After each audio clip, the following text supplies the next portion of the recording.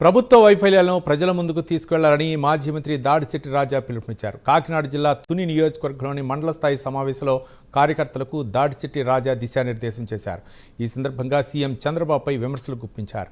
కూటమి నేతలు రాష్ట్రాన్ని దోచుకుంటున్నారని ఆరోపించారు.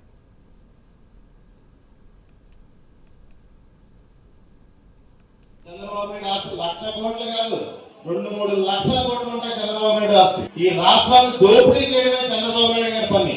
అతను ఎల్లో మీడియాను ఉపయోగించుకుని ఈ రాష్ట్రాన్ని దోపిడీ చేయడమే, ప్రజలను మభ్యపెట్టడం, తప్పుడు అతను వ్యతిరేకంగా ఉన్న నాయకుల మీద తప్పుడు ప్రచారం చేయడం, వాళ్ళ క్యారెక్టర్ అసాసినేట్ చేయడం ఈ ఎల్లో మీడియా బాధ్యత తీసుకుంటుంది. ఎందుకంటే పేపర్లో చల్లేస్తారు. ముందు రోజు చల్లిన దానికి తర్వాత రోజు చల్లిన రోజుకి సంబంధం ఉండదు. మేము చల్లేస్తాం, మీరు కడుక్కోండి, మేము చల్లేస్తాం, మీరు కడుక్కోండి. లేకపోతే పశువుల మీద కూడా పెడతారు. అట్ట అంటారు, తాగుడు చేస్తారు.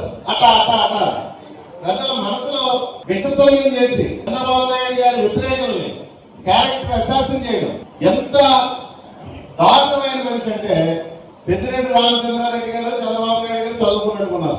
చదువుకున్నప్పుడు ఏదో పరిస్థితి ఆయన ఒళ్ళు మంది పూర్వం జరిగిందారు ఆయన చంద్రబాబు